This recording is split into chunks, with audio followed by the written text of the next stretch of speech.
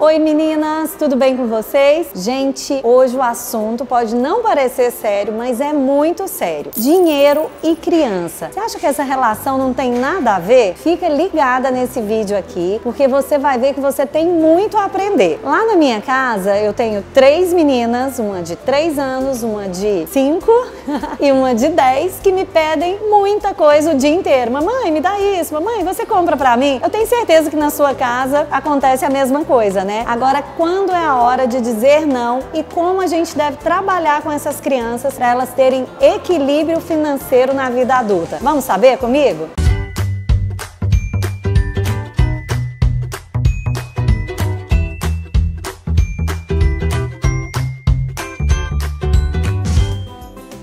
Mamães, o nosso compromisso com vocês é sempre trazer um especialista, né? E hoje eu tô com a Ana Paula Ornos, que é especialista em educação financeira, e ela tem muito a ensinar pra gente, né, Ana Paula? É isso aí. Olá, mamães do canal do Manual da Mamãe, é um prazer estar aqui com vocês.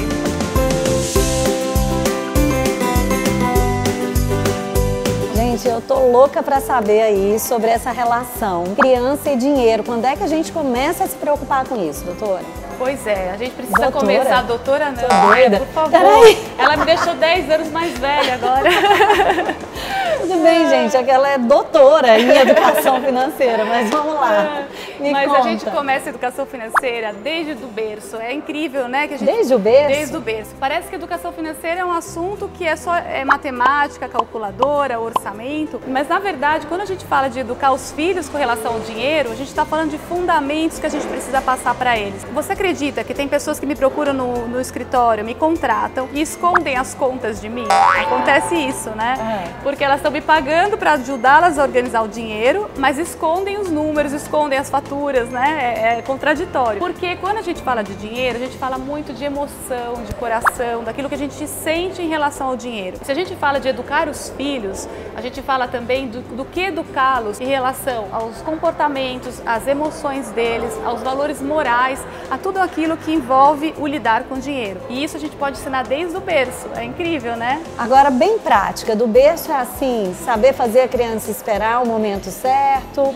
Seria isso? Porque não vai com uma calculadora dentro do berço, não é verdade? Vamos ver se eu entendi direito. Quais são os fundamentos, né? Um dos fundamentos é a paciência. Saber esperar é o fiel da balança entre você estar endividado ou você ser um poupador. Se eu sei esperar, eu consigo juntar para comprar no futuro. Se eu não sei esperar, eu compro a prazo e me endivido, né? Então, se eu consigo ensinar para um filho saber esperar, e não diretamente com o dinheiro, mas com qualquer elemento, a organizar os horários da mamada, os horários do banho, desde pequenininho, todos os horários da criança, que ele saiba esperar por um presente, que ele entenda o tempo da espera, isso é muito importante porque vai ser um elemento que vai dar uma solidez no comportamento dele quando ele for lidar com o dinheiro no futuro. Agora eu já vi algumas entrevistas suas, alguns conteúdos que você fala de 7 princípios básicos da educação financeira. Eu queria que você listasse assim os 7 pra gente e depois a gente vai pra prática, viu, mamães? Pra gente saber como que isso funciona na prática. Me explica. Legal, vamos lá, são 7, hein? Vamos devagar aqui. Número 1. A gratidão, né? Então treinar a gratidão nos filhos, para que eles saibam lidar com o equilíbrio emocional frente às adversidades, né? E a gente pode treinar a gratidão com situações práticas. 3 coisas, filhos, boas que aconteceram na sua vida hoje. O que eu posso agradecer? Agradecer a alguém, agradecer a Deus. Então isso é um treino que a gente faz com a criança, né? O segundo elemento que a gente pode trazer é o cuidado, o respeito, que estão muito ligados à honestidade e ética. A gente vê o que está acontecendo aqui agora no país, né? A gente precisa ensinar os nossos filhos a cuidar dos objetos, a saber que aquilo tem valor sentimental para alguém, que aquilo tem um valor material, que tem significado. Você deve respeitar o patrimônio, respeitar o objeto do próximo e que isso tudo envolve honestidade e a ética da onde você vive, né? Isso também desde pequenininho, porque senão na fase adulta, quando vierem aí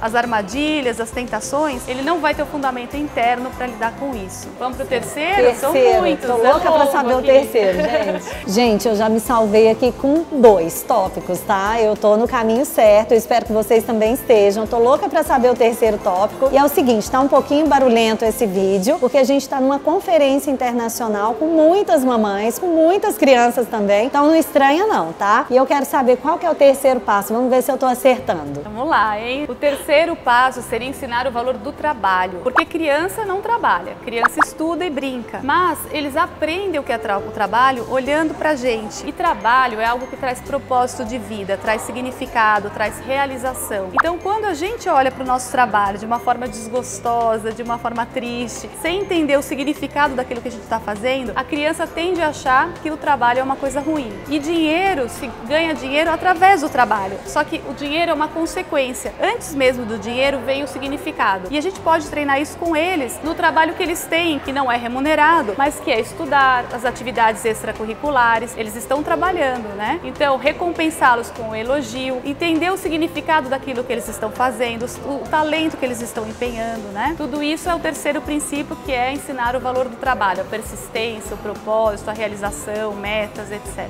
Ou seja, não chegar em casa reclamando de trabalho, né, de desgaste no trabalho, também é uma dica, né? É verdade. Eu comento que a gente às vezes usa uma frase errada, que você fala assim, poxa, eu tive que trabalhar muito, mas eu trouxe o trabalho para pagar as contas aqui, né, e dar um presente. Nessa hora você está passando dois recados errados. Um, que o trabalho é ruim, e o segundo, que comprar que é bom, né? E na verdade é o inverso, né? É isso aí. Muita gente deve estar passando por isso. Então vamos lá, quarto passo. Quarto passo é a doação. Esse é um passo que a gente na cultura brasileira não tem muito hábito, né? A gente fala muito em doar brinquedos usados, mas eu tô falando da doação em dinheiro, porque treinar a doação em dinheiro nos ajuda a organizar internamente as nossas emoções. Quando eu disponho do meu dinheiro para alguém, eu coloco a minha organização do restante que fica comigo numa outra dimensão, numa dimensão de contribuição e de gestão com responsabilidade, né? Então, ensinar o filho a doar parte da mesada dele, assim como eu doar parte do que eu ganho, é um bom exercício e não está na nossa cultura, né? Adorei essa, nunca tinha pensado nisso. Eu gosto de doar, é algo assim que está em mim e eu acho que eu já passei isso muito para as minhas filhas. Mas é uma coisa que a gente tem que estar atento, né? Porque às vezes fica tanta coisa dentro de casa que poderia ser compartilhada também. E como você falou, não só coisas velhas, coisas usadas, mas compartilhar, doar dinheiro mesmo, né? Então vamos lá, quinto passo.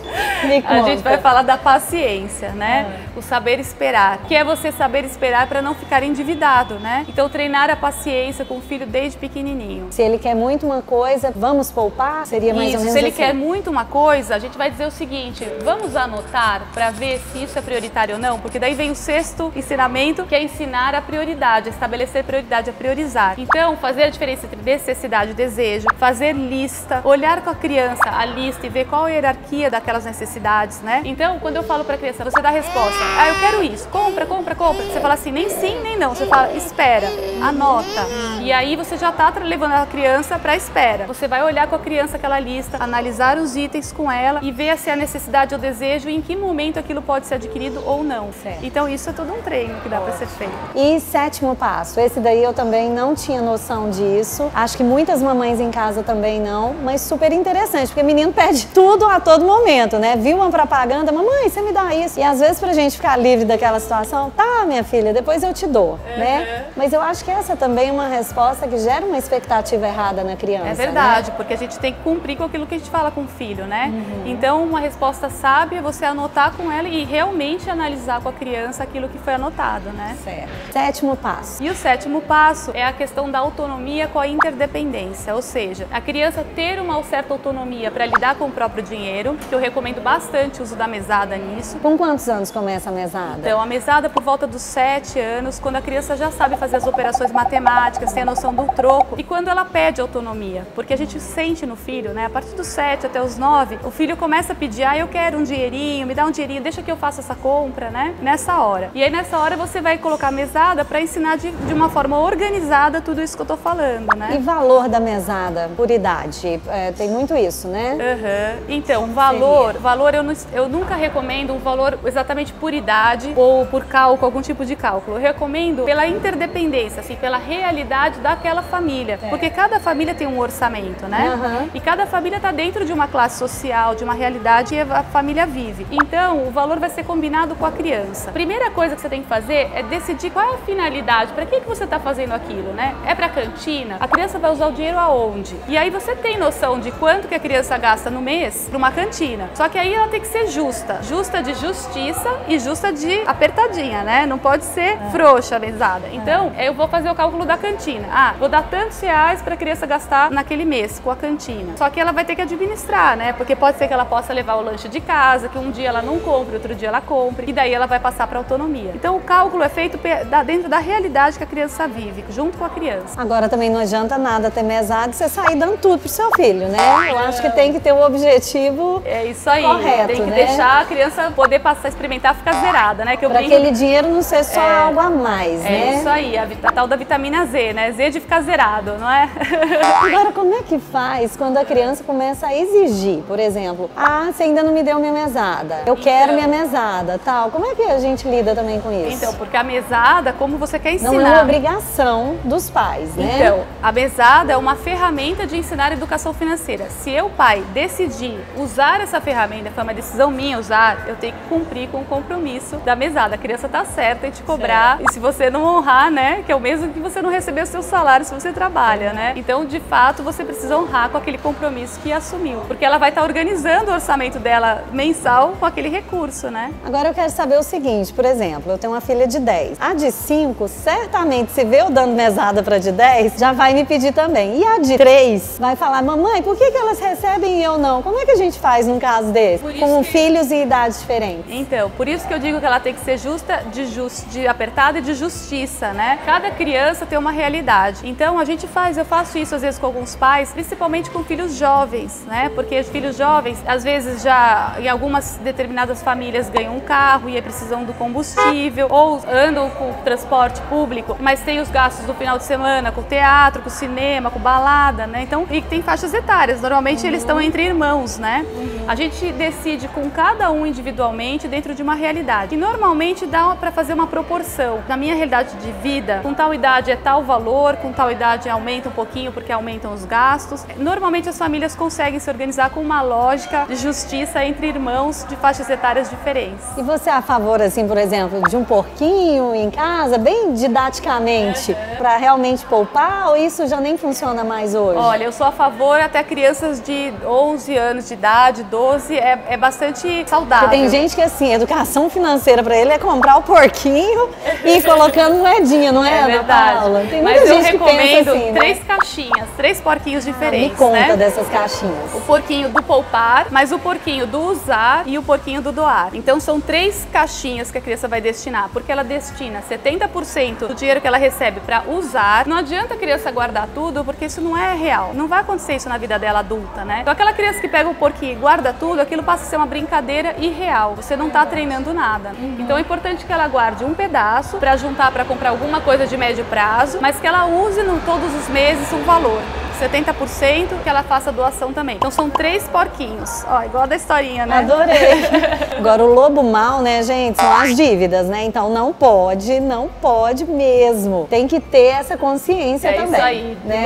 Dívida é lobo mau mesmo. Dívida é lobo mau que ninguém quer ter por perto. Saiba esperar vocês também para comprar à vista. Tem o dinheiro antecipado, né? E daí também não deixa os filhos endividados com vocês, né? Aquilo de deixar o filho devedor com você é um outro lobo mau na vida dele. Até porque pai e mãe endividado fica de cabeça quente e eu acho que isso até estraga o clima dentro de casa, né? É verdade. Eu acho que isso também requer um... Não consegue, né? Ai, como é que eu posso dizer, gente? Peraí. Gente, equilíbrio emocional.